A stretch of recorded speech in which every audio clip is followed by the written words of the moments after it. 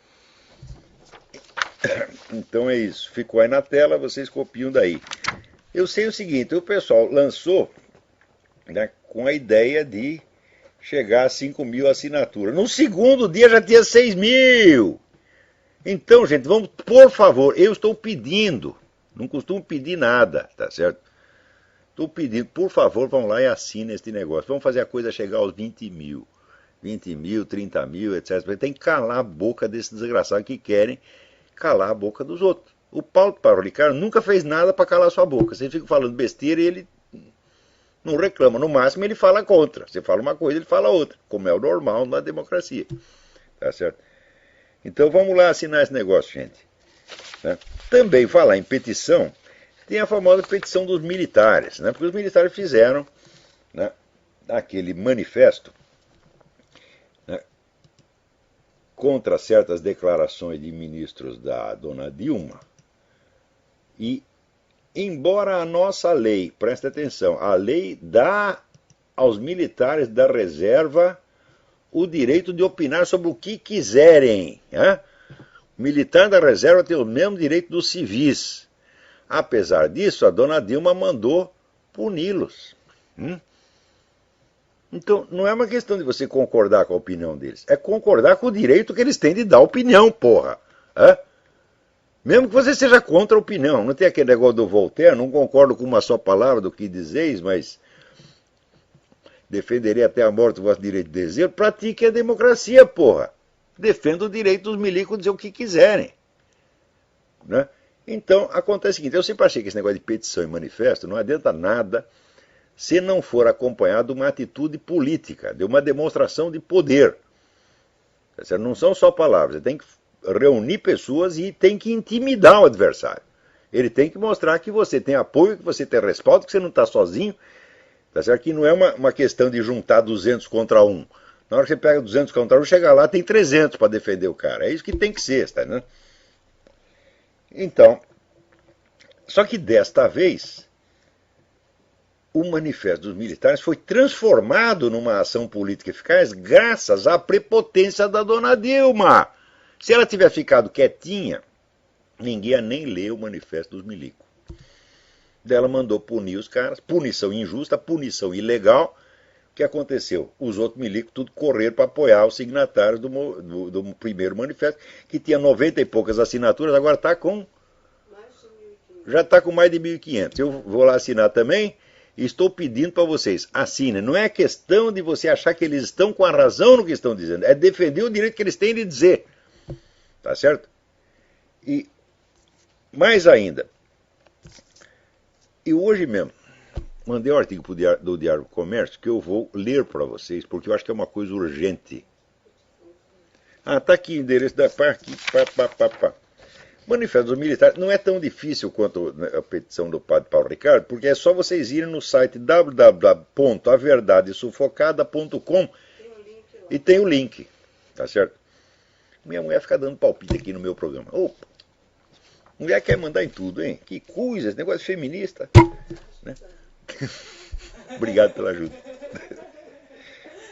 Então, http://www.averdadesufocada.com. Vão lá e vocês vão achar, né, a petição dos milicos. Então, eu vou ler um negócio aqui para vocês. Eu mandei hoje mesmo para o Diário do Comércio, mas aqui tem que ser lido desde já. Depois vocês leem a versão escrita quando sair no Diário do Comércio. O artigo chama-se A Rotina das Cobras. Se há uma lição que a história ensina, documenta e prova acima de qualquer dúvida razoável, é a seguinte: sempre que os comunistas acusam alguém de alguma coisa, é porque fizeram, estão fazendo ou planejam fazer logo em seguida algo de muito pior. Acobertar crimes sob afetações histriônicas de amor à justiça é, há mais de um século, imutável procedimento padrão do movimento mais assassino e mais mentiroso que já existiu no mundo. Só para dar um exemplo incruento, o Partido dos Trabalhadores ganhou a confiança do eleitorado por sua luta feroz contra os políticos corruptos, ao mesmo tempo que ia preparando para colocá-lo em ação tão logo chegasse ao poder o maior esquema de corrupção de todos os tempos, perto do qual a totalidade dos feitos de seus antecessores se reduz às proporções do roubo de um cacho de bananas numa barraca de feira. Mas nem todos os episódios desse tipo são comédias de terceiro mundo. Nos anos 30 do século passado, o governo de Moscou promoveu por toda parte uma vasta e emocionante campanha contra as ambições imperialistas de Adolf Hitler, ao mesmo tempo que, por baixo do pano, as fomentava com dinheiro, assistência técnica e ajuda militar, no intuito de usar as tropas alemãs como ponta de lança para a ocupação soviética da Europa. Como de fato acabou sendo feito. Parênteses, hein? Quer dizer, ele não conseguiu ocupar toda a Europa, mas ocupou um bocado de coisa. Ocupou a Hungria, ocupou a Romênia, ocupou a Tchecoslováquia, ocupou a Polônia. Tá certo? E só parou por aí por quê? Porque as tropas anglo-americanas vinham pelo outro lado e também e ocupando um pedaço, com a diferença seguinte: os americanos ocupavam para libertar e depois ir embora. O russo ia lá ocupar e ficar para sempre, né? Oprimindo os caras, obrigando a trabalhar de graça, tomando dinheiro e matando quem reclamasse. Então, este plano não ficou no plano. Né? Foi o que Stalin planejou fazer. Ele disse: ó, os alemães vão na frente, destroem tudo, mas eles não vão ser capazes de tomar conta desta merda. Então, eles ganham, mas não levam. A gente vem atrás e pega tudo. Então, vamos lá ajudar o alemão a fazer merda, porque o beneficiário será nós. Isto é uma coisa que hoje está arquicomprovada. Quer dizer, quem primeiro lançou isso foi o sociólogo alemão Ernst Toppitsch, né? No livro A Guerra de Stalin. Tá certo? E depois esse é um monte de estudo histórico, todos hoje está mais do que comprovado que foi exatamente assim. A Segunda Guerra foi inteirinha um plano diabólico de Stalin. O nazismo jamais teria chegado a ser um perigo para a humanidade, seria só um perigo para os alemães, seria um perigo local, se a União Soviética não tivesse ajudado a refazer o exército alemão, porque o exército estava proibido. Presta atenção, pelo Tratado de Versalhes, a Alemanha não podia ter um exército. Então a Rússia o que fez? Emprestou um pedaço do seu território, deu assistência técnica, deu dinheiro, deu ajuda militar para criar do nada um exército alemão. Sem exército, o que Hitler poderia fazer? Poderia só encher o saco, tá certo? Mas com o exército na mão, ele virou o perigo que virou. E quem fez isso? Foi Stalin que fez isso. Então, vamos lá. Os exemplos poderiam multiplicar-se ilimitadamente. Em todos os casos, a regra é a máxima atribuída a Lenin: xingue-os do que você é, acuse-os do que você faz. Se o acusado realmente cometeu crimes, ótimo, desviarão a atenção dos crimes maiores do acusador. Se é inocente, melhor ainda. Durante os célebres processos de Moscou, onde o amor ao partido levava os réus a confessar crimes que não haviam cometido, Bertolt Brecht ídolo literário maior do movimento comunista, proclamou, aspas, se eram inocentes, tanto mais mereciam ser fuzilados, fecha aspas. Não foi mera efusão de servilismo histriônico. A declaração obscena mostra a funda compreensão que o dramaturgo tinha da premeditação maquiavélica por trás daquela absurdidade judicial. Como o bem e o mal, na perspectiva marxista, não existem objetivamente e se resumem à resistência ou apoio oferecidos às ordens do partido, a inocência do réu é tão boa quanto a culpa, caso sirva à propaganda revolucionária, mas às vezes é muito mais rentável.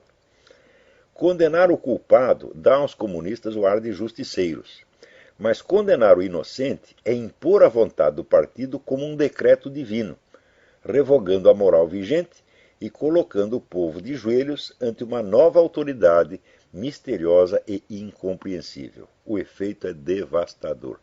Então, esta é uma operação psicológica também baseada em Pavlov. É o efeito do choque moral. Quer dizer, de repente, o governo, a autoridade que você respeita, age frontalmente contra todos os princípios morais da sociedade, assim com a maior cara de pau. Isso desorienta as pessoas. Isso acontece no Brasil. Então, isso quer dizer, condenar o inocente é melhor, porque choca as pessoas. Você condena um, condena dois, condena três, daqui a pouco as pessoas não têm mais aquela confiança nos padrões morais de antigamente. Elas ficam em dúvida, ficam com o síndrome do piu-piu. Tá certo? Então, isso aí é técnica da estimulação contraditória.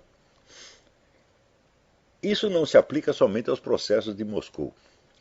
Perseguir o general Augusto Pinochet por delitos arquiconhecidos dá algum prestígio moral. Mas condenar o coronel Luiz Alfonso Plassas a 30 anos de prisão por um crime que todo mundo sabe jamais ter acontecido é uma operação de magia psicológica que destrói, junto com o inimigo, as bases culturais e morais da sua existência. Na presente comissão da verdade, os crimes do acusado são reais, mas menores do que os praticados pelo acusador. A onda de terrorismo guerrilheiro na América Latina data do início dos anos 60 e já tinha um belo currículo de realizações macabras quando, em reação, os golpes militares começaram a espolcar. Computando o total das ações violentas que, partindo de Cuba, se alastraram não só por esse continente, mas pela África e pela Ásia, a resposta dos militares à agressão cubana mostra ter sido quase sempre tardia e moderada, sem contar o fato de que, pelo menos no Brasil, veio desacompanhada de qualquer guerra publicitária comparável à que os comunistas, inclusive desde a Europa e os Estados Unidos, moviam contra o governo local. Sob esse aspecto, a vantagem ainda está do lado dos comunistas. Os delitos cometidos pelos militares chamam a atenção porque uma rede de ONGs bilionárias, secundada pela militância esquerdista que domina as redações, não permite que sejam esquecidos. Nenhuma máquina de publicidade, no entanto, se ocupa de explorar em proveito da direita as vítimas produzidas pela Conferência Tricontinental de 1966, pela OLAS, Organização Latino-Americana de Solidariedade, de 1967, ou hoje pelo Foro de São Paulo. Numa disputa travada com tão escandalosa desproporção de recursos, a verdade não tem a menor chance. Na tão propalada ânsia de restaurar os fatos históricos, ninguém se lembra sequer de averiguar a participação de brasileiros nas ações criminosas empreendidas pelo governo de Fidel Castro em 3 continentes. Parênteses, inclusive em lugares de fala portuguesa como Angola. Os cubanos chegaram a mandar 56 mil soldados lá para matar angolanos, inclusive com a ajuda do governo militar brasileiro. Isso é importante.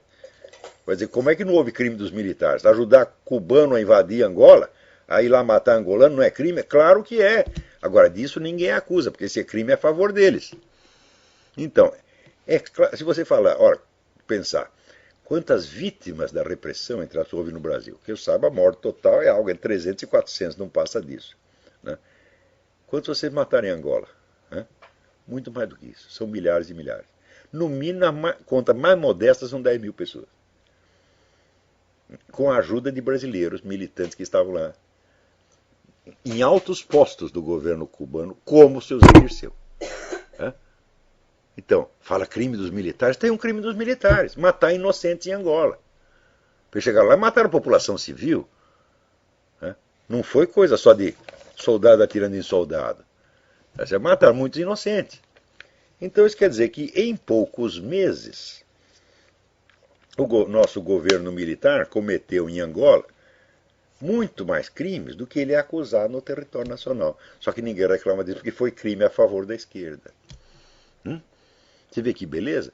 Vê o espírito de isenção e de justiça que tem essa porra dessa comissão da verdade, que está aí prostituindo a palavra verdade, esvaziando de toda substância, acostumando as pessoas a chamar de verdade o que é propaganda propetista. Né? Quer dizer, na próxima geração, o sujeito escuta falar uma coisa contra o PT e fala, não, isso não é verdade. Verdade é só o PT. Então mudaram o sentido da palavra verdade. Verdade é o que é a favor deles. Agora, quer investigar os crimes dos militares? Eu acho que deve investigar todos, mas principalmente esse que foi o maior deles. E esse, vocês todos foram cúmplices. Então vamos lá. Encobrindo esse detalhe, fugindo ao cotejo dos números, trocando os efeitos pelas causas e partindo do pressuposto tácito de que os crimes praticados a serviço de Cuba estão acima do julgamento humano, a Comissão da Verdade é, de alto a baixo, mais uma farsa publicitária montada segundo o modelo comunista de sempre. Seu objetivo não é o mero revanchismo, como ingenuamente eu penso aos militares. É habituar o povo a conformar-se com um novo padrão de justiça, no qual, a priori e sem possibilidade de discussão, um lado tem todos os direitos e o outro não tem nenhum. A única coisa estranha nessa reencenação de um script tradicional é que suas vítimas ainda procedam como se esperassem de seus julgadores alguma idoneidade e senso de equilíbrio, sentindo-se surpreendidas e chocadas quando a igualdade perante a lei lhes é negada. Tanto quanto os cristãos se sentem repentinamente traídos quando o governo Dilma volta atrás no seu compromisso antiabortista de campanha. Não há nada de surpreendente em que as cobras venenosas piquem. Surpreendente é que alguém ainda se surpreenda com isso. Então fica aí essa minha mensagem aos militares brasileiros. Vocês estão fazendo muito bem de reagir a esta coisa. Tem que até agradecer a Dilma, que transformou um mero documento escrito num movimento político. Um manifesto não faz sentido se não tem um poder político por trás. Então agora, apoiando os seus colegas de farda, os militares brasileiros estão mostrando que tem um poder. E estão tapando a boca desse governo. Quero ver o governo ficar contra todas as Forças Armadas de uma vez. Não vai ficar. Então, note bem, as Forças Armadas ainda são a entidade de maior confiabilidade no Brasil. Isso aí, pesquisa após pesquisa. Pergunta para o povão assim, quem você confia? Exército, igreja, Força Armada, parlamento, mídia, partidos políticos, etc, etc. Parlamento e mídia está lá embaixo. Ninguém acredita em deputado, senador e jornal e televisão. Ninguém acredita merda nenhuma em vocês, porra. Agora, as duas entidades de maior prestígio no Brasil são as Forças Armadas e a Igreja Católica. Então, o brasileiro hoje confia naqueles que ele sempre confiou. Tá certo? E a Igreja Católica, apesar da sua decadência, ainda tem o prestígio e a credibilidade no Brasil. E Dona Dilma, quando tem? Zero. E o parlamento, quando tem? Zero. E a mídia, quando tem? Zero. Agora, então eu pergunto, se não tem credibilidade, por que tem poder? É muito simples. Parem para pensar no que significa a palavra mídia. Aquilo que está no meio. Então, é o plural de medium, meio. Então, é aquilo que está visível por todas as pessoas ao mesmo tempo. É aquilo que todo mundo sabe e que sabe que os outros sabem. A informação que não está na mídia circula em canais particulares. E não adquire o que se chama de fé pública. Então, ainda que não tendo credibilidade nenhuma, a mídia, pelo simples fato de ocupar este lugar na sociedade, ela desempenha um poder. Porque o que está na mídia pode ser alegado como fé pública. Agora, o que não está, então é este grupo que sabe, aquele grupo que sabe, esta pessoa, outra pessoa, então não tem, é como se fosse apenas mera opinião. Mas o que sai na grande mídia passa como sendo verdade publicamente reconhecida. Então, o pessoal de mídia sabe que eles desfrutam desse privilégio de ser os donos da fé pública. Ainda quando estão mentindo e ainda quando todo mundo sabe que eles estão mentindo. Então, vamos lá, vamos assinar a petição dos militares também. Não precisa concordar com eles, não. É só para defender o direito que eles têm de se defender, pô.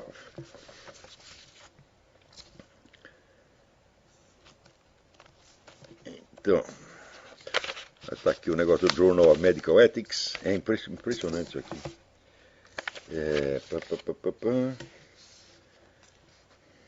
Estamos vendo aqui, segundo dados da Fundação Getúlio Vargas, a confiança na Igreja Católica cresceu 4% no último ano.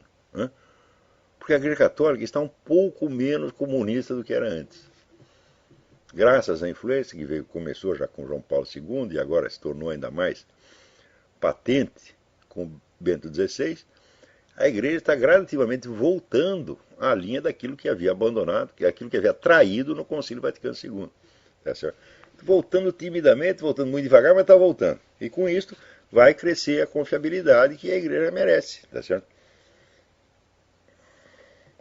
Agora, falando desse negócio de mídia, aqui nos Estados Unidos, por exemplo, o xerife Joe Arpaio foi lá e mostrou os documentos do Obama e mostrou a prova técnica absolutamente irrefutável de que houve falsificação. Principalmente a do alistamento militar, tá certo? Que eu já disse, faz tempo que eu digo isso. O negócio foi assinado em 1980 num documento que só foi impresso em 2008. Quer dizer, é o Exterminador do Futuro. Né? O cara assina no ar e 20 anos depois aparece um papel embaixo, sustentando a assinatura. Né? Se você vai ver o carimbo que o Obama fez lá, é claro que ele pegou o carimbo, tirou a borrachinha, quando está escrito 2008, cortou e virou por 08 virar 80. Né? Então, em vez de 1980, apareceu só 80. E mais ainda, está colocado no lugar errado. Você vê o carimbo padrão do correio, a data tem uma certa distância da margem. Ali a distância é muito maior. Então é claro que foi falsificado, uma falsificação grosseira, boboca. Tá certo? Então, não tendo o que responder a isso, o que o pessoal obamista, mídia puxa-saco, mídia chapa branca, está fazendo? Não respondem nada às provas. Eles não contestam as provas, porque se for contestar, vai fazer papel de palhaço. Então, se pega aspectos laterais. Fala, não, o xerife está fazendo isso porque ele é republicano, é motivação política, etc, etc. Escuta, meu filho, mas as motivações são conjecturas psicológicas que você faz. Não pudesse pensar, o xerife Arpaio está fazendo isso porque ele é um filho da puta. Pode até ser, meu filho, mas ele está dizendo a verdade e a prova é judicialmente válida. É esse o ponto que interessa. Então, quer dizer, com o aspecto substantivo do fato é jogado para escanteio e sobra o aspecto adjetivo. Adjetivo é a ideia adverbial. Então, é isso que a mídia faz. Mas está adiantando? Não, não está. Porque em tudo quanto é lugar você vê que pelo menos metade da população já acredita que tem um treco errado nos documentos do Obama. Quer dizer, quanto mais tenta esconder, mais aparece, está entendendo? É o negócio do cidadão que queria fazer a suruba em casa e botou um vidro fumê na janela. Só que ele botou o vidro fumê ao contrário. Então ele não via a população do outro lado da calçada e todo mundo lá assistindo.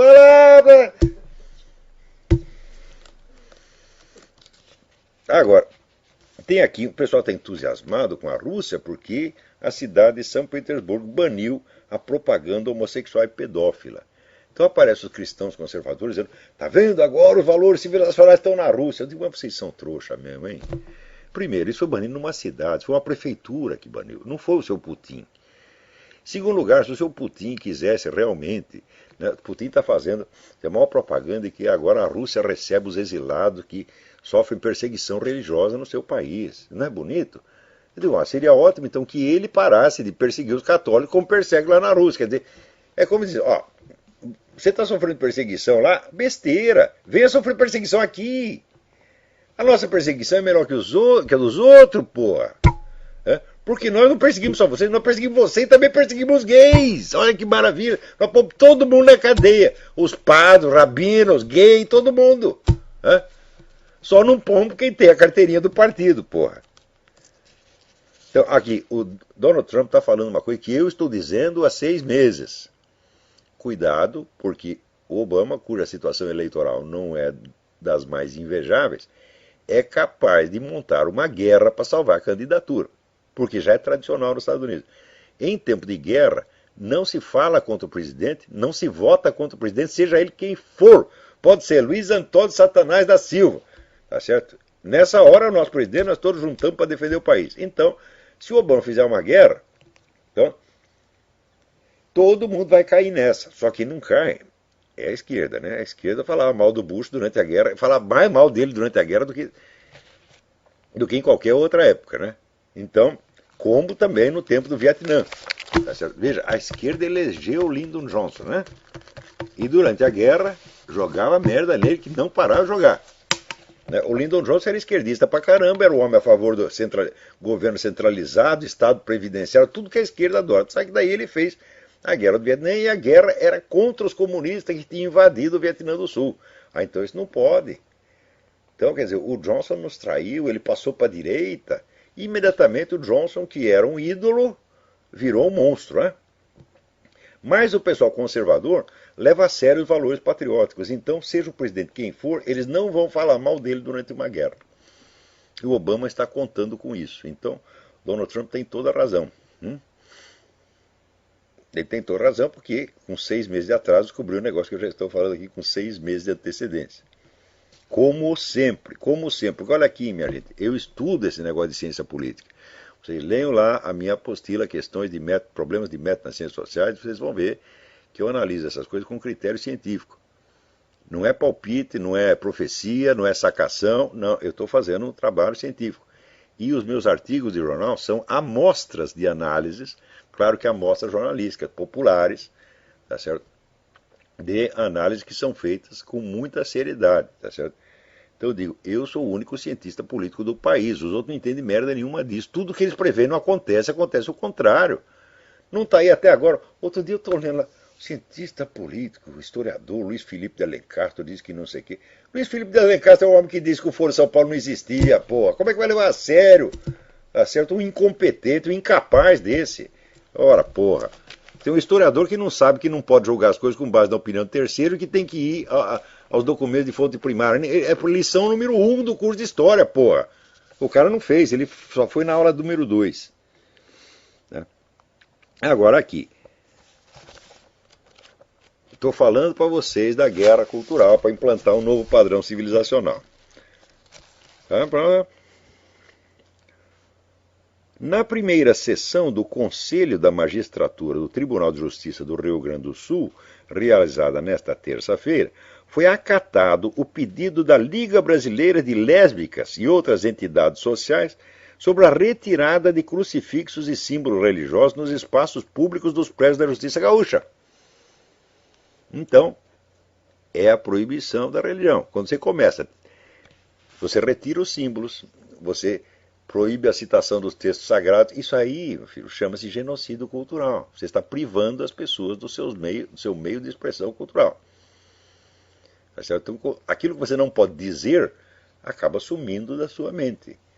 Este negócio funciona. Né? Você verá, por exemplo, aqui no estado de Ohio, né, tem muito católico no estado de Ohio, né? E tem lá o candidato católico conservador, que é o Rick Santorum. O pessoal votou tudo no Romney, que é mormon. Então isso quer dizer, eles não têm mais aquela convicção, aquela fibra, né? De não, se nós somos católicos, nós temos que apoiar o candidato católico, que é a coisa mais óbvia do mundo. Não, esqueceram. Quer dizer, está ficando mole, está entendendo? Então, veja aqui.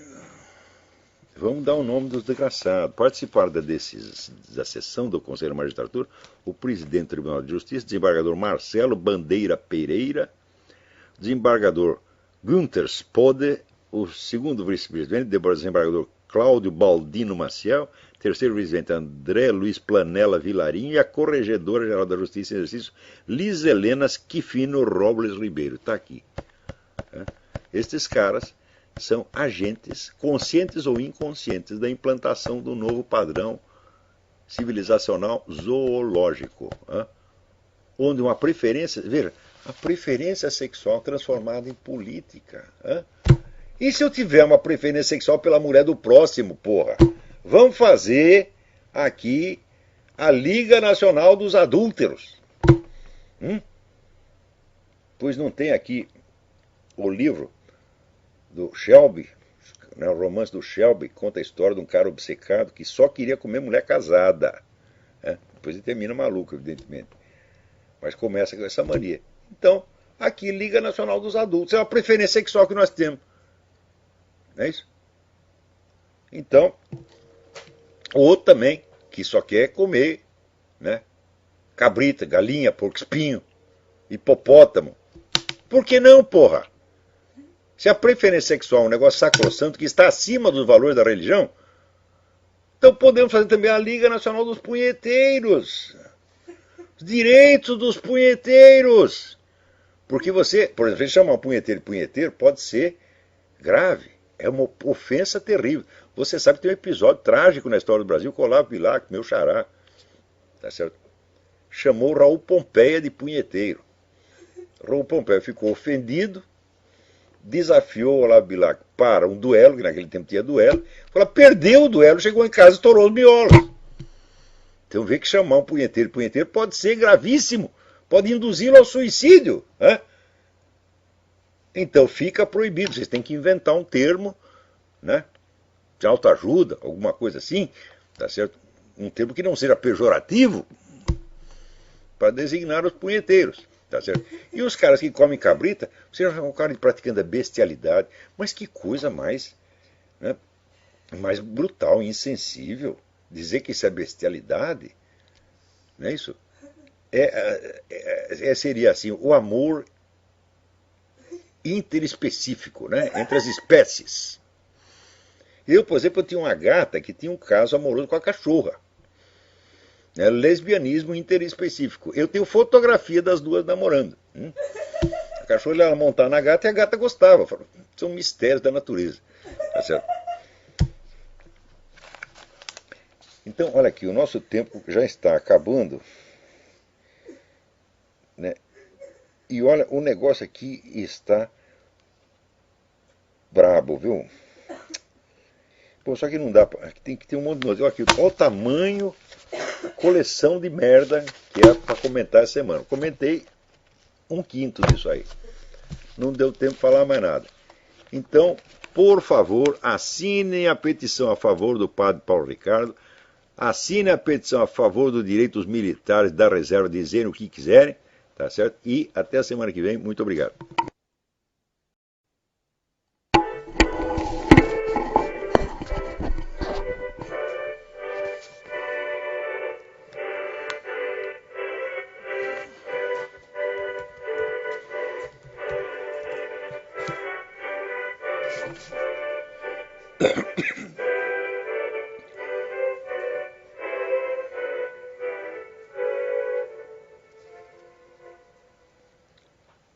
Boa noite, meus amigos. Estamos aqui de volta. Como sempre, começamos invocando a Santíssima Virgem Maria, o Santo Padre Pio de Pietrelcina, para que roguem a Deus que nenhuma injustiça se cometa nesse programa. Quero lembrar vocês que de 7 a 12 de maio eu vou proferir aqui em Colonial Heights, Virgínia, o curso Conhecimento e Moralidade, cujo programa está lá no meu site www.olavodecarvalho.org. Informações e inscrições com o misterioso Sr. Eduí Ferro. Telefone 041-3527-0987 ou 041-9974-4443 ou 041-9650-9671. Também que no curso da professora Margarita Noyes, www.margaritaloL, tudo junto, margaritalol.com, ela vai começar a estudar o excelente artigo de Vijan Guroyan, Awakening the Moral Imagination, Teaching Virtues Through Fairy Tales, despertando a imaginação moral, ensinando as virtudes através dos contos de fadas. Ela vai começar isso na próxima terça-feira. E também, deixa eu ver, o programa é feito por ela e pela Mariana Descatiati, www.margaritalol.com. Bom, vamos lá. Então, em primeiro lugar, de novo, está havendo aí um esforço para o Congresso legalizar não somente o aborto, mas o aborto e a eutanásia, tudo junto, tá certo? Esse pessoal não desiste. É importante ver que isso aí é um esforço mundial, uniforme em todo o planeta, que não é coincidência, não são coisas que acontecimentos isolados, tá certo? Mas é um plano mundial que vem desses círculos globalistas para implantar em todo o planeta uma concepção zoológica do ser humano e da sociedade. Eu não sei, eu não chego a entender, vamos dizer, o amor que essas pessoas têm por isso, como é importante para eles o aborto, a eutanásia, e logo em seguida vai haver, né, o aborto pós-parto, né? Já estão falando nisso. Tem aqui um cidadão, um acadêmico aqui, né? Saiu no Journal of Medical Ethics, veja, isso aí é ética agora, né? Dizendo o seguinte, dizendo que o aborto é igualzinho, não há diferença de você abortar um bebê e você matá-lo depois de nascido. A gente vê isso, a gente pensa que isso é um argumento contra o aborto. Não, é a favor do infanticídio. Ele está dizendo isso para dizer, olha, já que vocês abortam, também pode matar a criança depois que nasceu, né? Eu, por exemplo, eu suponho que o autor disso já tenha nascido. Portanto, se eu chego lá e dou um tiro no desgraçado, não faz diferença nenhuma. Se pode matar um bebê, por que não pode matar um menino um pouco mais crescidinho, né? Um adolescente, um jovem, um homem maduro ou um ancião? O sujeito pode abortar o sujeito, por exemplo, aos 93 anos de idade. Que diferença vai fazer? Não é isso? Agora, o argumento dos caras é o seguinte, o feto, enquanto está na barriga da mãe, ele ainda não é um ser humano, ele é apenas uma coisa. E depois que ele nascer, ele também não é um ser humano, porque o ser humano não é ser humano por natureza, porque ele nasceu assim. Não, ele é ser humano porque a sociedade lhe conferiu, né, o estatuto de ser humano. Ou seja, um monte de não seres humanos reunidos confere a humanidade, né, ao recém-nascido. Porque é o tal negócio, se o ser humano não é humano por natureza, quem foi que o tornou humano? Só tem duas explicações. Primeiro, foi Deus, né, como está na Bíblia, que fez o homem de barro e soprou o seu espírito, né? Ou então só pode ter sido os deuses astronautas. Porque o ser humano, um ser que não é humano, tornar-se humano por conta própria, isso é impossível, né? Você pode acreditar na teoria da evolução quanto você queira, mas você pode procurar em Charles Darwin e ver assim, não, os macacos evoluíram porque eles queriam evoluir, foi uma livre decisão, né? Os macacos leram Darwin e decidiram, então, evoluir. A teoria de que a sociedade é que confere o estatuto humano ao ser humano implica isso, né? Quer dizer, a evolução é fruto de uma decisão livre do macaco. Ele não era humano, daí ele falou, raio, isso aqui é uma boa ideia, vou ser humano. Tá certo?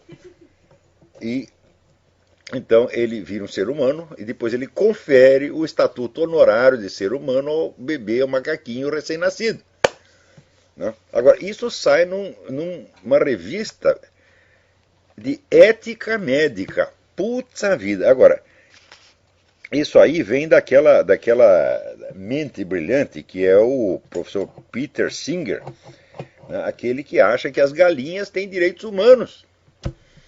É isso. Você, por exemplo, você comer uma galinha, comer um frango, é uma coisa inteiramente inumana, é um holocausto, né? Esse pessoal matando, comendo galinha, né? porco, vaca. É uma coisa horrorosa, totalmente inumano. Agora, o feto pode matar, e até o bebê pequeno também pode matar. E o bebê um pouco mais grandinho também pode. O que não pode é tocar nas galinhas, tá entendendo? Né? E esse pessoal que está andando na rua e pisa na formiga, meu Deus do céu. Não é isso? Então, isso aí é um morticínio generalizado, isso é um genocídio. Então, isso aí já passou do limite do grotesco. Não é isso? Agora, estas concepções todas, elas estão sendo implantadas no mundo à força.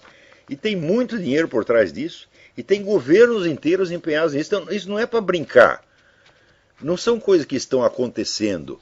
Quem quer que não perceba que esta concepção, né, animalesca da civilização foi elaborada ao longo de muitas décadas. Tá certo? Isso aí desde o tempo do Cecil Rhodes, o homem que fundou a Rodésia, que era um bilionário que se achava o reformador do mundo. Tá certo? Ele juntou lá uma meia dúzia de intelectuais na Inglaterra para planejar uma nova civilização global. E daí a coisa foi indo, com o tempo eles foram contratando mais intelectuais, né? Gente tipo Peter Singer, né? Para criar do nada uma nova civilização inteiramente baseada assim, em biologia, física, química, etc, etc, e daí deduzir, né, a civilização inteira. Porque são pessoas que acham realmente que sabem tudo. E isso está sendo implantado no mundo sistematicamente. São grandes fundações, são mega empresas multinacionais, são governos, são partidos políticos, são ONGs bilionárias espalhadas por todo quanto é lado, tá certo? E eles não param, você vê que é o dia inteiro. E é evidente que a destruição completa do cristianismo, a proibição completa do cristianismo está no programa, meu filho. Aquilo que Lenin não conseguiu fazer na Rússia na base da porrada, os caras vão conseguir fazer na base da propaganda. Né? Então, e sobretudo, o truque aí não é fazer propaganda contra o cristianismo em si. Não. É fazer propaganda contra certas condutas que, uma vez proibidas, tornam o cristianismo inviável. Por exemplo, o que fizeram aqui, de você tornar todas as organizações de caridade obrigadas, né, a fornecer camisinhas e financiar programas abortivos. Porque se você é obrigado por lei a agir contra a sua religião, o que acontece? Aquela religião, a Arquidiocese de Cuiabá, um pedido para que removam o padre Paulo Ricardo das suas funções, porque, presta atenção aqui, porque ele é um homem amargurado, fatigado, raivoso, compulsivo, profundamente infeliz e transtornado, e não tem saúde mental. Ora, de tudo isso aqui tem uma coisa que é verdade, vocês não mentiram em tudo. E quando diz que ele é fatigado, como é que não vai estar fatigado, cercado de gente como vocês, porra? O homem está lá fazendo as tripas coração, trabalhando que nem um doido para cristianizar o Brasil, e vem vocês enchendo o saco, fazendo fofoca pelas costas, porra. Hã? Isso é gente de uma indignidade, de uma baixeza, que tem que ser tirada da igreja a pontapé. Não é para escrever para a arquidiocese, não. Tem que entrar na igreja desgraçada e falar, sai daí, vai para casa. Hã? Tá certo? Então lá pressionando o arcebispo de Cuiabá, Dom Milton Antônio dos Santos, né, para que, aspas, Padre Paulo Ricardo de Azevedo Júnior seja imediatamente afastado das atividades de magistério. Que seja afastado de todos os meios de comunicação social e todo qualquer suporte. Ou seja, querem calar a boca do homem. Por quê? Porque ele é católico demais, pô. Ele vai lá, ensina os sacramentos, ensina a moral católica. Não é para fazer isso, Padre Paulo Ricardo. Hã? É para ensinar abortismo, gaysismo, socialismo, tudo quanto é merda. O senhor, em vez de ensinar merda, ensina, dá para transmitir o ensinamento do nosso Senhor Jesus Cristo. Ô, Padre Paulo Ricardo, isso é coisa que se faça, porra. Hã? Isso ofende as pessoas, isso magoa, tá entendendo? Hã? Então o senhor vai lá, fala para as pessoas não comer a mulher do vizinho, hã? Fala que é para não dar, você tá entendendo? Como é que o senhor fala essas coisas, porra? Agora, aqui eu conheço bem o Padre Paulo Ricardo, né? O Padre Paulo Ricardo é um dos homens de mais bom humor que eu conheço. Os homens mais equilibrados, mais sãos, tá certo? Mais justo e equilibrado que eu já vi. Quem são esses moleques para dizer uma coisa dessa? Tá certo? Então, eles lançaram isso. O pessoal que conhece o padre Paulo Ricardo, então, criou uma petição para a arquidiocese. Não liga para esses caras, isso é fofoca, isso é intriga, tá certo? E aqui o endereço da petição é um pouco complicado, mas eu vou mostrar aqui para vocês. Espero que estejam vendo. Está aparecendo aí na tela? Vejam, deixar um pouquinho aqui para vocês copiarem. Estão vendo ali? Então é http://www.petiçõesonline.com/Ricardo-Apoio-AZ-Azevedo-Júnior/395. Licenciado, porque eu aqui estou lendo ao contrário, estou lendo pelas costas. Né? Então é isso. Ficou aí na tela, vocês copiam daí. Eu sei o seguinte, o pessoal lançou, né, com a ideia de chegar a 5.000 assinaturas. No segundo dia já tinha 6.000. Então, gente, vamos, por favor, eu estou pedindo, não costumo pedir nada, tá certo? Estou pedindo, por favor, vão lá e assinem este negócio. Vamos fazer a coisa chegar aos 20.000. 20.000, 30.000, etc. Tem que calar a boca desses desgraçados que querem calar a boca dos outros. O Paulo Ricardo nunca fez nada para calar sua boca. Você fica falando besteira e ele não reclama. No máximo ele fala contra. Você fala uma coisa, ele fala outra. Como é o normal na democracia. Tá certo? Então vamos lá assinar esse negócio, gente. Né?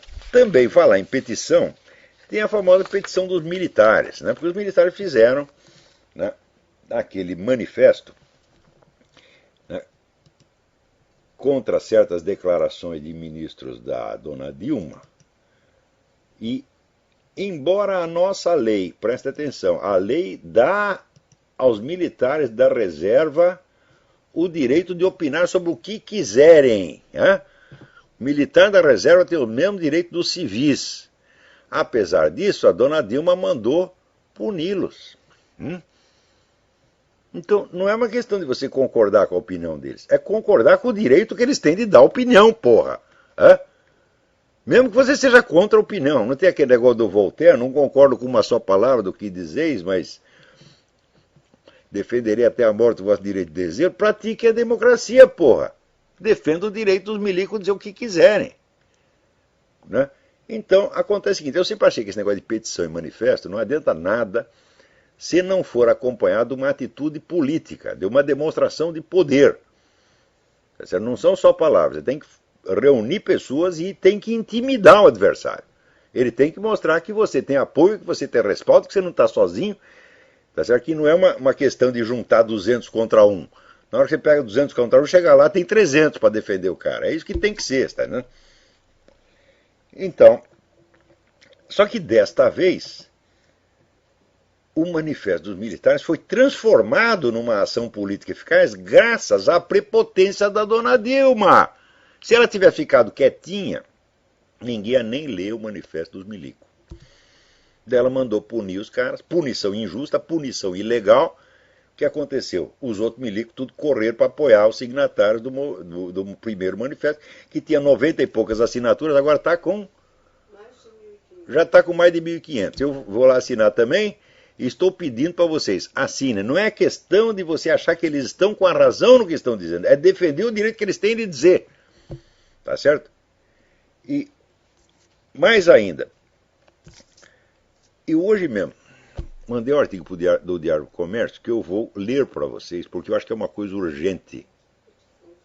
Tá aqui o endereço da aqui, Manifesto dos Militares não é tão difícil quanto a petição do padre Paulo Ricardo, porque é só vocês irem no site www.averdadesufocada.com e tem o link, tá certo? Minha mulher fica dando palpite aqui no meu programa. Opa, mulher quer mandar em tudo, hein? Que coisa, esse negócio feminista. Né? Obrigado pela ajuda. Então, http:// www.averdadesufocada.com. Vão lá e vocês vão achar, né, a petição dos milicos. Então, eu vou ler um negócio aqui para vocês. Eu mandei hoje mesmo para o Diário do Comércio, mas aqui tem que ser lido desde já. Depois vocês leem a versão escrita quando sair no Diário do Comércio. O artigo chama-se A Rotina das Cobras. Se há uma lição que a história ensina, documenta e prova acima de qualquer dúvida razoável, é a seguinte: sempre que os comunistas acusam alguém de alguma coisa, é porque fizeram, estão fazendo ou planejam fazer logo em seguida algo de muito pior. Acobertar crimes sob afetações histriônicas de amor à justiça é, há mais de um século, imutável procedimento padrão do movimento mais assassino e mais mentiroso que já existiu no mundo. Só para dar um exemplo incruento, o Partido dos Trabalhadores ganhou a confiança do eleitorado por sua luta feroz contra os políticos corruptos, ao mesmo tempo que ia preparando, para colocá-lo em ação tão logo chegasse ao poder, o maior esquema de corrupção de todos os tempos, perto do qual a totalidade dos feitos de seus antecessores se reduz às proporções do roubo de um cacho de bananas numa barraca de feira. Mas nem todos os episódios desse tipo são comédias de terceiro mundo. Nos anos 30 do século passado, o governo de Moscou promoveu por toda parte uma vasta e emocionante campanha contra as ambições imperialistas de Adolf Hitler, ao mesmo tempo que, por baixo do pano, as fomentava com dinheiro, assistência técnica e ajuda militar, no intuito de usar as tropas alemãs como ponta de lança para a ocupação soviética da Europa. Como de fato acabou sendo feito. Parênteses, hein? Quer dizer, ele não conseguiu ocupar toda a Europa, mas ocupou um bocado de coisa. Ocupou a Hungria, ocupou a Romênia, ocupou a Tchecoslováquia, ocupou a Polônia. Tá certo? E só parou por aí por quê? Porque as tropas anglo-americanas vinham pelo outro lado e também iam ocupando um pedaço. Com a diferença seguinte: os americanos ocupavam para libertar e depois ir embora. O russo ia lá ocupar e ficar para sempre, né? Oprimindo os caras, obrigando a trabalhar de graça, tomando dinheiro e matando quem reclamasse. Então, este plano não ficou no plano. Né? Foi o que Stalin planejou fazer. Ele disse: ó, os alemães vão na frente, destroem tudo, mas eles não vão ser capazes de tomar conta desta merda. Então, eles ganham, mas não levam. A gente vem atrás e pega tudo. Então, vamos lá ajudar o alemão a fazer merda, porque o beneficiário será nós. Isto é uma coisa que hoje está arquicomprovada. Quer dizer, quem primeiro lançou isso foi o sociólogo alemão Ernst Toppitsch, né? No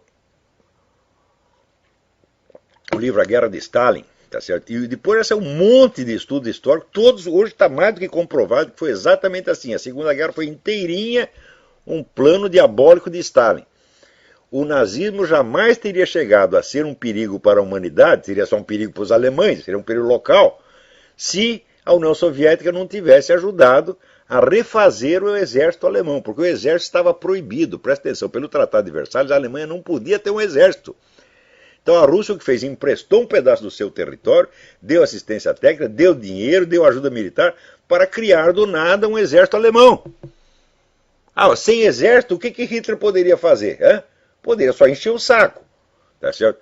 Mas com o exército na mão, ele virou o perigo que virou. E quem fez isso? Foi Stalin que fez isso.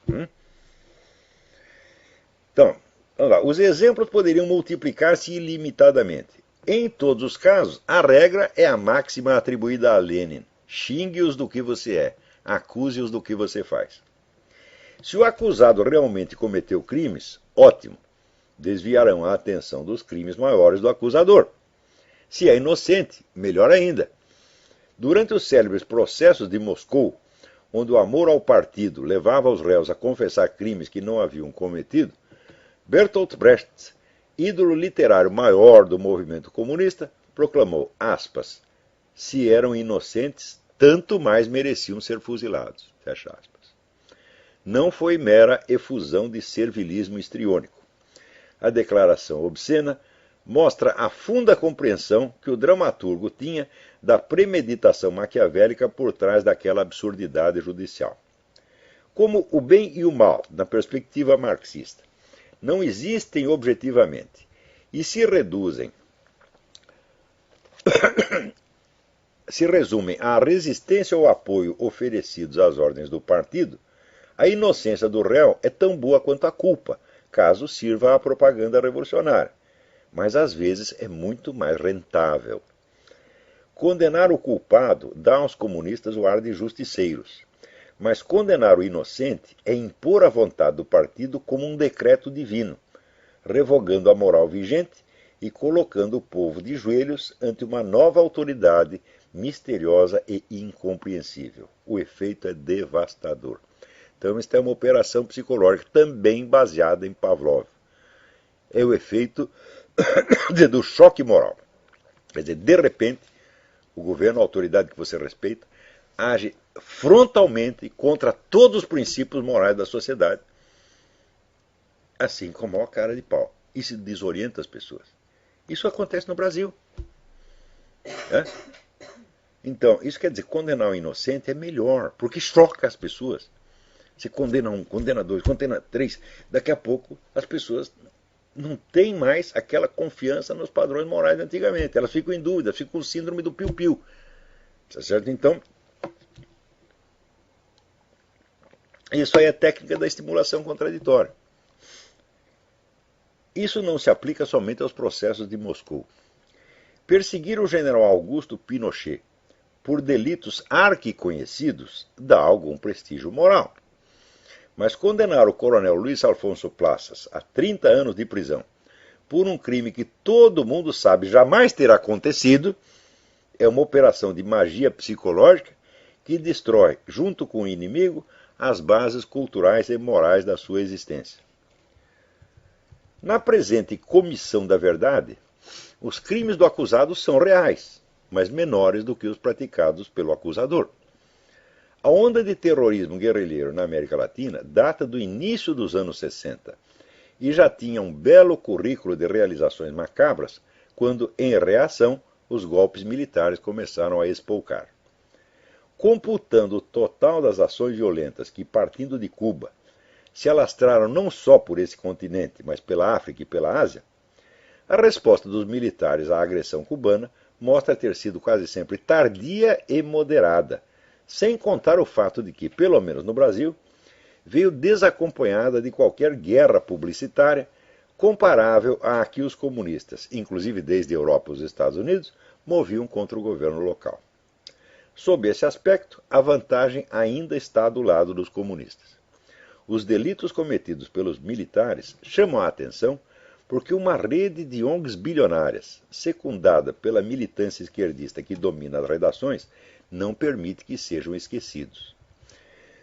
Nenhuma máquina de publicidade, no entanto, se ocupa de explorar em proveito da direita as vítimas produzidas pela Conferência Tricontinental de 1966, pela OLAS, Organização Latino-Americana de Solidariedade, de 1967, ou hoje pelo Foro de São Paulo. Numa disputa travada com tão escandalosa desproporção de recursos, a verdade não tem a menor chance. Na tão propalada ânsia de restaurar os fatos históricos, ninguém se lembra sequer de averiguar a participação de brasileiros nas ações criminosas empreendidas pelo governo de Fidel Castro em 3 continentes. Parênteses, inclusive em lugares de fala portuguesa como Angola. Os cubanos chegaram a mandar 56 mil soldados lá para matar angolano, inclusive com a ajuda do governo militar brasileiro. Isso é importante. Vai dizer, como é que não houve crime dos militares? Ajudar cubano a invadir Angola, a ir lá matar angolano, não é crime? Claro que é. Agora, disso ninguém acusa, porque esse crime é a favor deles. Então, se você falar, ora, pensar, quantas vítimas da repressão entre as houve no Brasil? Que eu saiba, a morte total é algo entre 300 e 400, não passa disso. Né? Quantos vocês mataram em Angola? Muito mais do que isso, são milhares e milhares. No mínimo, a conta mais modesta são 10 mil pessoas.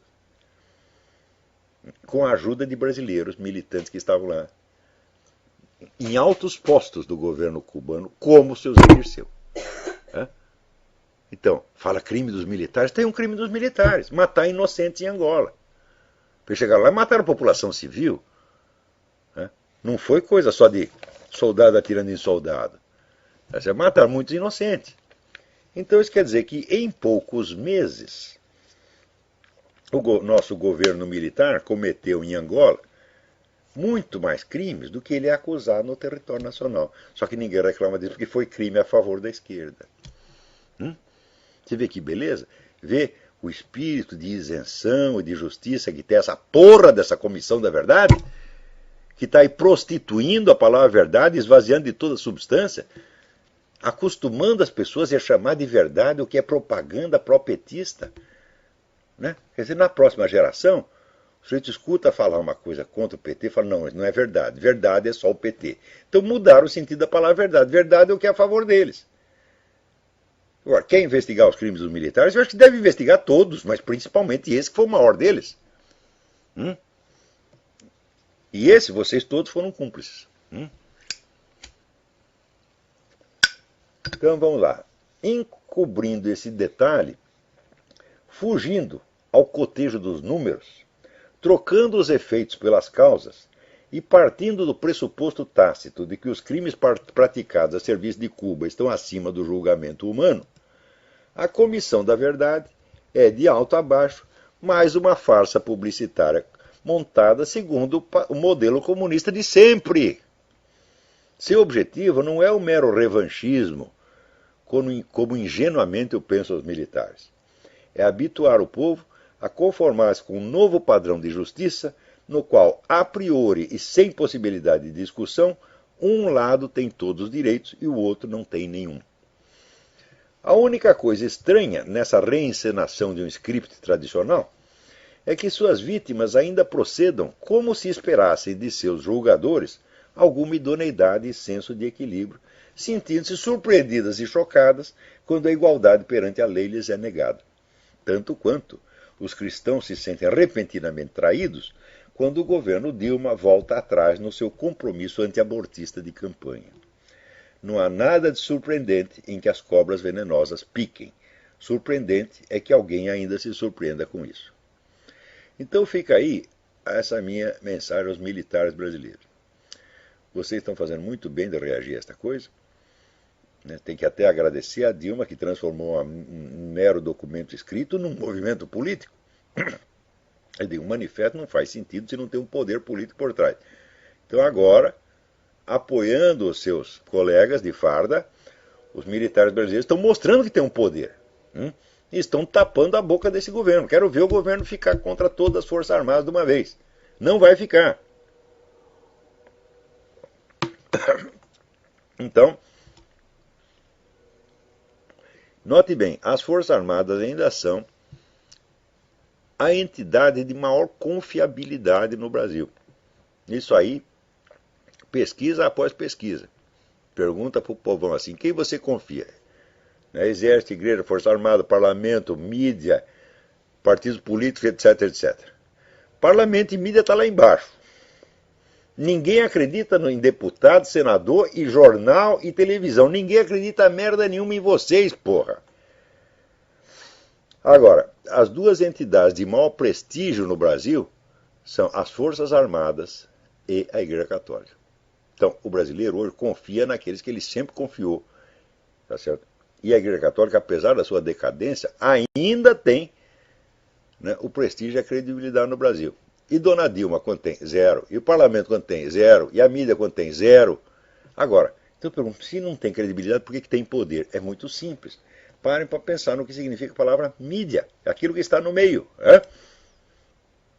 Então, é o plural de medium, meio. Então, é aquilo que está visível por todas as pessoas ao mesmo tempo. É aquilo que todo mundo sabe e que sabe que os outros sabem. A informação que não está na mídia circula em canais particulares. E não adquire o quê? O que se chama de fé pública. Então, ainda que não tendo credibilidade nenhuma, a mídia, pelo simples fato de ocupar este lugar na sociedade, ela desempenha um poder. Porque o que está na mídia pode ser alegado como fé pública. Agora, o que não está, então é este grupo que sabe, aquele grupo que sabe, esta pessoa, outra pessoa, então não tem, é como se fosse apenas mera opinião. Mas o que sai na grande mídia passa como sendo verdade publicamente reconhecida. Então, o pessoal de mídia sabe que eles desfrutam desse privilégio de ser os donos da fé pública. Ainda quando estão mentindo e ainda quando todo mundo sabe que eles estão mentindo. Então, vamos lá, vamos assinar a petição dos militares também. Não precisa concordar com eles, não. É só para defender o direito que eles têm de se defender, pô.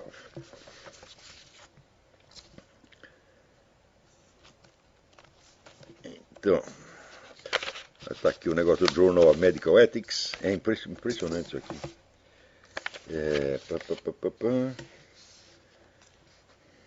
Então, vendo aqui, segundo dados da Fundação Getúlio Vargas, a confiança na Igreja Católica cresceu 4% no último ano. Né? Porque a Igreja Católica está um pouco menos comunista do que era antes. Graças à influência que começou já com João Paulo II e agora se tornou ainda mais patente com Bento XVI, a Igreja está gradativamente voltando à linha daquilo que havia abandonado, aquilo que havia traído no Concílio Vaticano II. Tá certo? Voltando timidamente, voltando muito devagar, mas está voltando. E com isso vai crescer a confiabilidade que a Igreja merece. Tá certo? Agora, falando desse negócio de mídia, aqui nos Estados Unidos, por exemplo, o xerife Joe Arpaio foi lá e mostrou os documentos do Obama e mostrou a prova técnica absolutamente irrefutável de que houve falsificação. Principalmente a do alistamento militar. Tá certo? Que eu já disse, faz tempo que eu digo isso. O negócio foi assinado em 1980 num documento que só foi impresso em 2008. Quer dizer, é o Exterminador do Futuro. Né? O cara assina no ar e 20 anos depois aparece um papel embaixo, sustentando a assinatura. Né? Se você vai ver o carimbo que o Obama fez lá, é claro que ele pegou o carimbo, tirou a borrachinha, quando está escrito 2008, cortou e virou por 08 virar 80. Né? Então, em vez de 1980, apareceu só 80. E mais ainda, está colocado no lugar errado. Você vê o carimbo padrão do correio, a data tem uma certa distância da margem. Ali a distância é muito maior. Então é claro que foi falsificado, falsificação grosseira, boboca. Tá certo? Então, não tendo o que responder a isso, o que o pessoal obamista, mídia puxa-saco, mídia chapa branca, está fazendo? Não respondem nada às provas. Eles não contestam as provas, porque se for contestar, vai fazer papel de palhaço. Então, se pega aspectos laterais. Fala, não, o xerife está fazendo isso porque ele é republicano, é motivação política, etc, etc. Escuta, meu filho, mas as motivações são conjecturas psicológicas que você faz. Não pudesse pensar, o xerife Arpaio está fazendo isso porque ele é um filho da puta. Pode até ser, meu filho, mas ele está dizendo a verdade e a prova é judicialmente válida. É esse o ponto que interessa. Então, quer dizer, com o aspecto substantivo do fato é jogado para escanteio e sobra o aspecto adjetivo. Adjetivo é a ideia adverbial. Então, é isso que a mídia faz. Mas está adiantando? Não, não está. Porque em tudo quanto é lugar você vê que pelo menos metade da população já acredita que tem um treco errado nos documentos do Obama. Quer dizer, quanto mais tenta esconder, mais aparece, está entendendo? É o negócio do cidadão que queria fazer a suruba em casa e botou um vidro fumê na janela. Só que ele botou o vidro fumê ao contrário. Então ele não via a população do outro lado da calçada e todo mundo lá assistindo.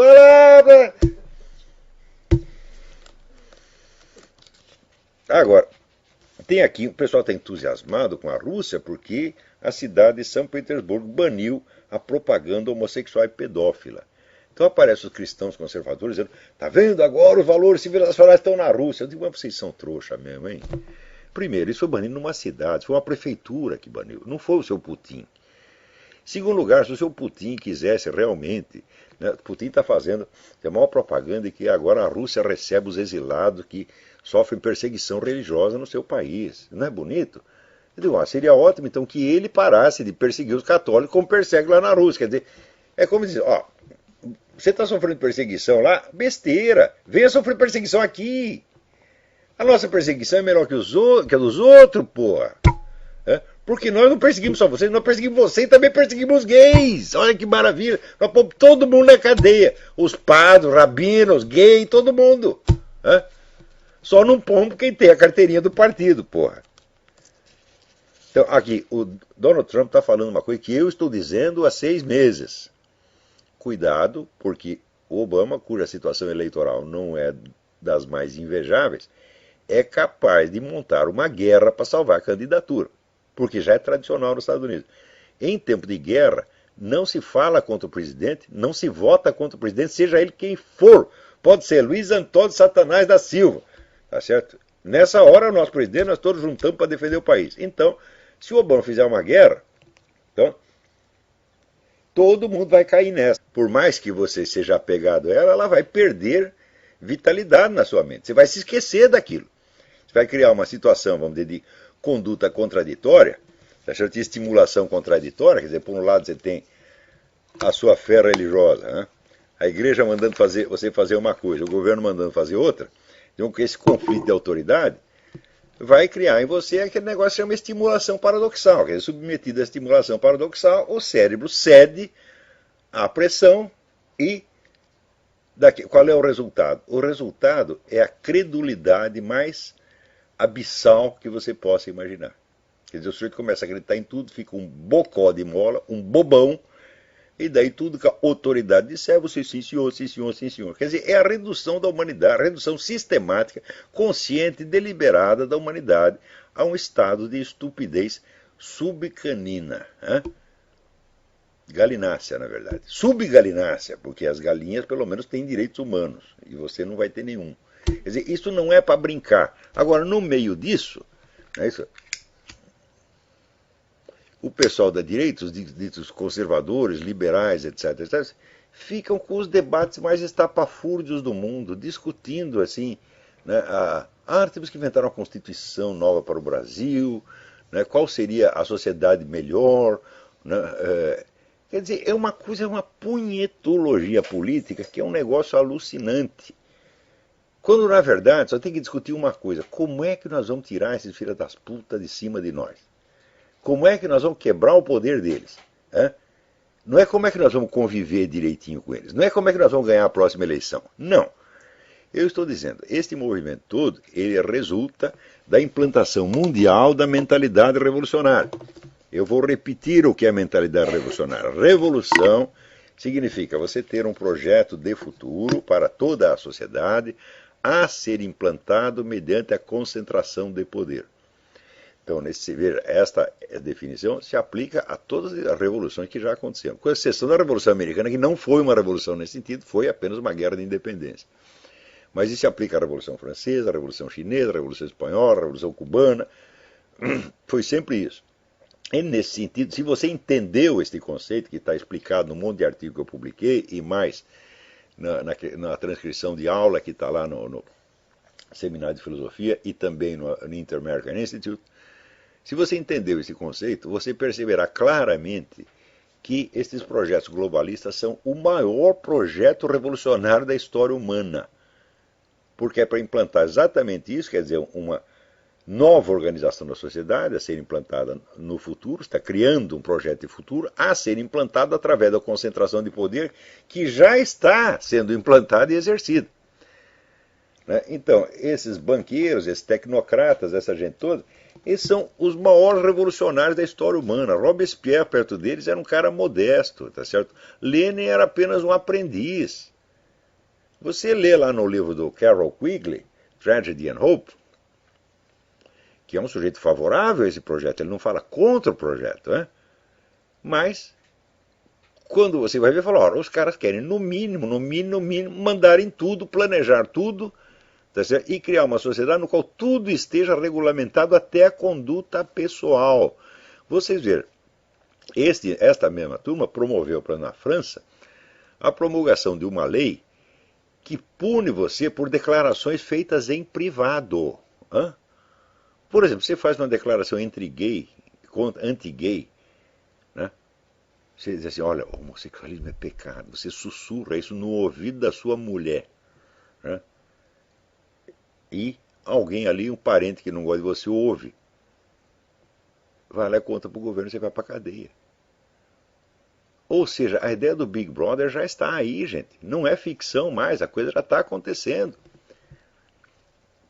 Enquanto isso, aparecem jumentos como esse seu Joel Pinheiro, da revista Dicta, para dizer assim, não, você discutir questões morais é besteira, nós temos que discutir questões políticas. Eu discuto, você já avisou o outro time? Porque faz um século que não só os comunistas, mas também os globalistas, só trabalham na esfera da revolução cultural, da mudança dos princípios morais, que é a substância da vida social, da qual a política decorre quase que automaticamente. Se você domina os princípios morais que governam a sociedade, você sabe quais são as opções que a sociedade vai fazer. Você sabe o que todo mundo vai escolher. Então, quem domina a moral, aqui, seu Joel Pinheiro, vai estudar, vagabundo. Quem domina a moralidade da sociedade, domina a política. Então você não quer que os conservadores discutam. Ele acha que conservadores discutir moral e religião é perda de tempo. Então vai avisar os comunistas disso. Esse sujeito nunca leu um livro da Escola de Frankfurt, nunca leu um livro de Antônio Gramsci, não está sabendo de nada o que acontece e vem cagar regra. É por causa... é isso que astravanca o progresso, gente. Está entendendo? Por que vai dar ouvido a um menino de 12 anos que não sabe nada? Diz que o pai dele é um filósofo, economista, liberal, não sei, não tenho certeza. Então ele cresceu ouvindo propaganda liberal, né? E tem todos aqueles preconceitos que na verdade nasceram da Revolução Francesa e que são eles mesmos instrumentos da implantação do esquema revolucionário no mundo, só que ele não sabe, tá certo? Então aí começa a cagar regra com base na sua pura preferência subjetiva.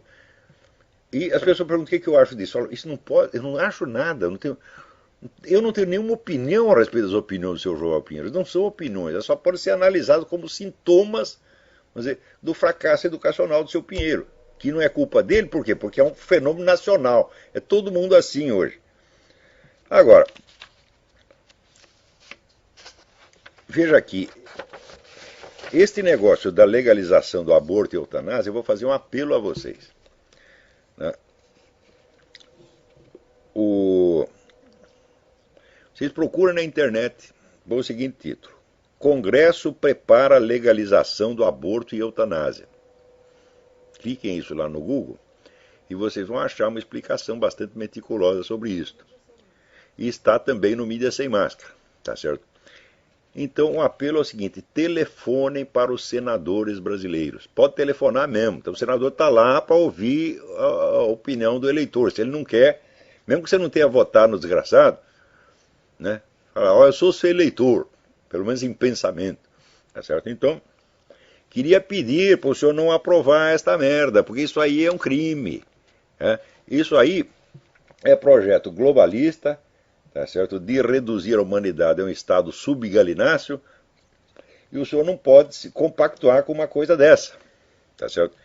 Agora, você vê o nosso Congresso, ele fica lá, você não pode dar uma palmada na bunda de uma criança, mas você pode matá-la.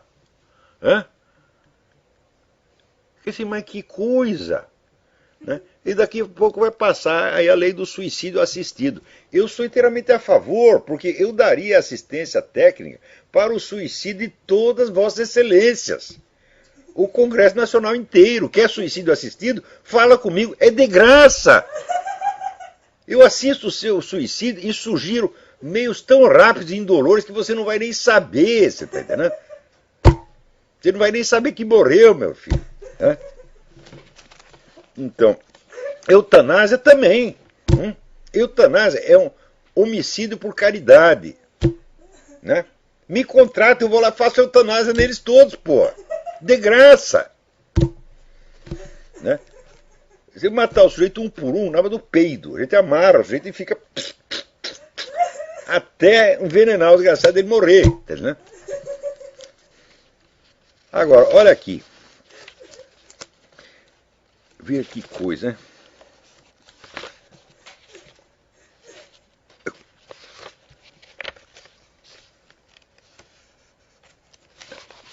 Teve aí uns padrecos no Brasil que estão enviando às autoridades eclesiásticas um pedido para que removam, né, enviando